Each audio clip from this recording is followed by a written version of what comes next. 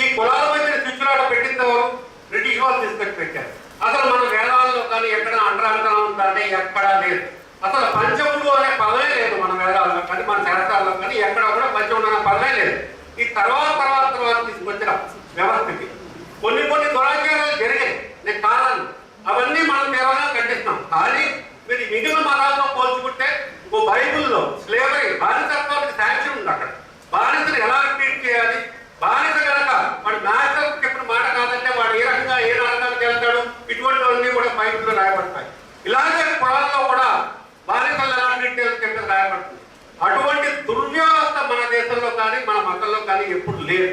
కానీ మనం ఎక్కడ చెప్పుకోగలుగుతున్నామా? చెప్పుకోలేకపోతున్నాం. మన వాళ్ళు కూడా ఏమనుకుంటున్నారో వేరే మతాల్లో ఏదో చాలా గొప్ప అని వాళ్ళు చెప్పిన మాటలు భ్రమలో పడి మన మతం నుంచి వేరే మతానికి మారే దౌర్భాగ్యమైన పరిస్థితి వచ్చినా కూడా మనకు ఒక వ్యవస్థ లేకుండా అయిపోయింది.